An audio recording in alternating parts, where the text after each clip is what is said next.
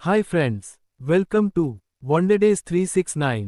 ఈ రోజు వీడియో మొహరం గురించి. మొహరం అంటే ఇస్లామిక్ క్యాలెండర్లో మొదటి నెల. ఇది ముస్లింలకు చాలా పవిత్రమైన మరియు భావోద్వేగపూరితమైన సమయం. ముఖ్యంగా షియా ముస్లింలకు ఇది ఎంతో ముఖ్యమైనది. మొహరంలో జరిగే ముఖ్యమైన సంఘటన ఇమాం హుసైన్ ఇమాం అహ్లుల్ బైత్ యొక్క కర్బలా యుద్ధంలో వీరమరణం. మొహరం విశిష్టత 1. ఇస్లామిక్ కొత్త సంవత్సరం ఇదే నెలతో మొదలవుతుంది. 2. ఆషూరా దినం 10 మొహరం ఈ రోజు ఎంతో ప్రాముఖ్యత కలిగినది. ఈ రోజు కర్బలాలో హుసైన్ రజీ మరణించారు. 3. హుసైన్ షహీద్ త్యాగానికి గుర్తుగా షియా ముస్లింలు దుఃఖంగా జరుపుకుంటారు. 4. కొన్ని ముస్లింలు ఉపవాసం కూడా చేస్తారు. ముఖ్యంగా సున్నీ ముస్లింలు ఆషూరా రోజున ఉపవాసం ఉంటారు. 5.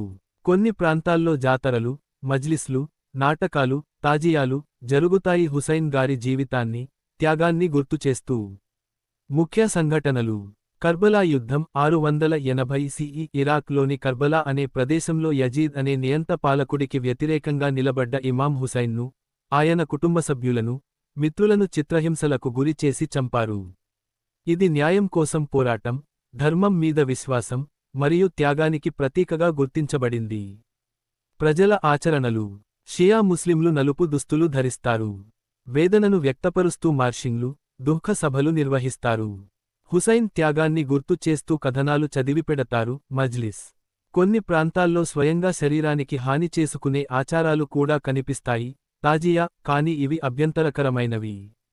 సందేశం: మొహరం ఉత్సవం కాదు, ఇది త్యాగానికి గుర్తుగా జరుపుకునే సమయంలో. ఇది మానవతా విలువలను, ధర్మాన్ని, సత్యాన్ని నిలబెట్టేందుకు జీవితం కూడా త్యాగం చేయవచ్చు.